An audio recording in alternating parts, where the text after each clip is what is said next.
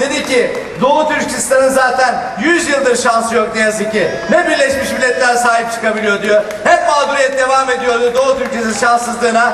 Ama canlı yayında programımız devam ediyor. Doğu Türkistanlı kızlarımızın güzel ilahisini bir kez daha alkışlarla yeniden alıyoruz. Hadi hazır mıyız? 1, 2, 3. Allah'ımız bir, peygamberimiz bir, kitabımız Kur'an'ımız bir. Allah'ımız bir, peygamberimiz bir, kitabımız Kur'an'ımız bir. Allah'ımız bir, peygamberimiz bir, kitabımız Kur'an'ımız bir. Bunca bir var iken olur mu ayrılık? Bunca bir var iken olur mu ayrılık? Bir elin nesi var, iki elin sesi var. Bir elin nesi var, iki elin sesi var. Gelin birlik olalım, işi kolay kılalım. Hep birlikte diyelim La ilahe illallah, La ilahe illallah. Muhammed Resulullah, Muhammed Resulullah. Allah bilir onun benzeri yoktur. Allah bilir onun benzeri yoktur. Muhammed onun kulu ve Resulüdür.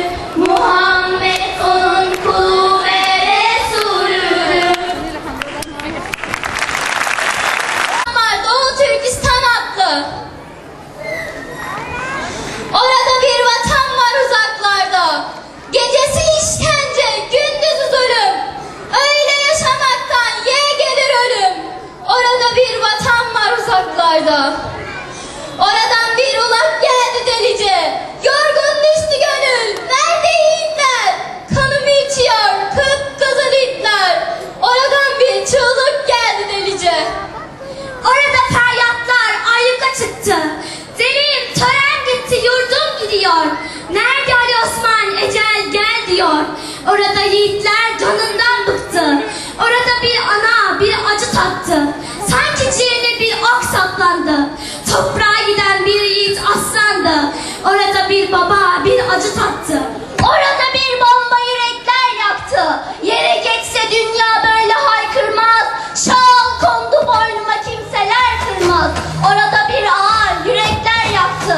Orada semada yıldızlar ağlar. Akacak yaş bitti, gözler kurudu. Bedduaya bile sözler kurudu. Orada körpecik genç kızlar ağlar. Orada erenler, hanlar yatıyor. Satıp buğraların türbesi yıkıp Kaşgarlı Mahmutların boynunu büktük. Burada büyükler keyif çatıyor. Burada büyükler keyif çatıyor. Burada büyükler keyif çatıyor.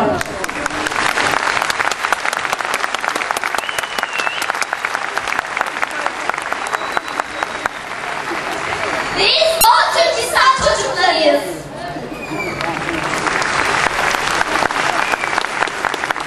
Biz Doğu Türkistan çocuklarıyız. Bizi tanımayan ve duymamış olan bütün dünya Müslümanlarına bilerek hem de çok bilerek ya da hiç bilmeyerek sesleniyoruz. Geliniz, bizi de kendimizden biri olarak görünüz.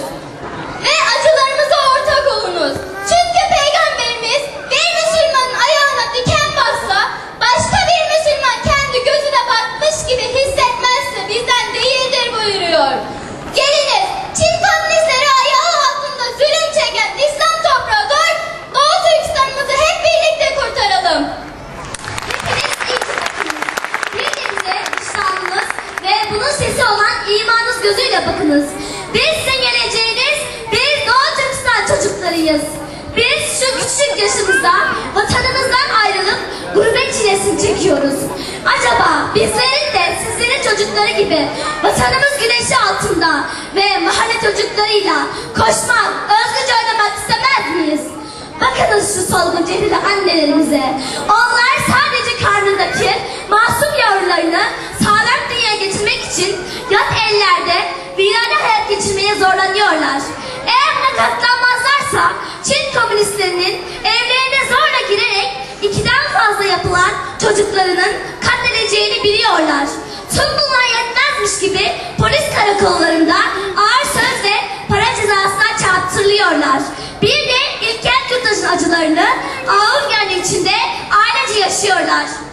Bakınız şu çaresiz babalarımıza. Onların günahı ölüme giden masum yavrularını kurtarmak ve bu yavrularına dinini, vatanını sevmeyi öğretmez midir? Onların çoğu çocuklarına bunları öğrettikleri için hapislerde yıllarca yatıyor, bazıları şehit ediliyor, bazıları yat ellerde virane bir hayat geçirmeye zorlanıyorlar. Hepiniz kendi imanınızdan ve vicdanınızdan sorunuz. Niye sizlerin geleceğiniz olan biz Müslüman çocukları dünyanın her yerinde hüngür hüngür ağlıyoruz? Niye sevgiden başkasını tanımayan kalplerimiz nefretle dolduruluyor? Niye çiçek gibi yüzlerimiz gam ve endişeden solgunlaşıyor? Bunların hepsi sizlerin birleşememeniz ve zalimleri hep birlikte karşı hareket etmemenizdendir. Geliniz, bir olalım. Bütün dünya Müslümanlarını zulüm sisteminden kurtaralım. Geliniz, Doğu Türkistan'ımızı kurtaralım. Onların zulüm ve acılarını bütün dünyaya anlatalım.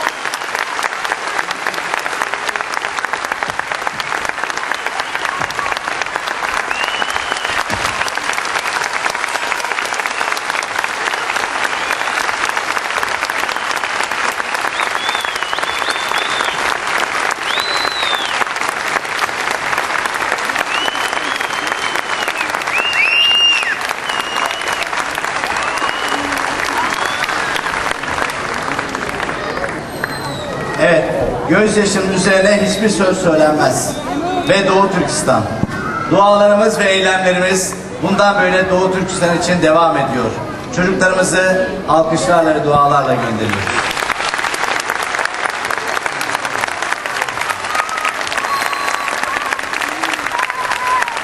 Sevgili seyircilerimiz,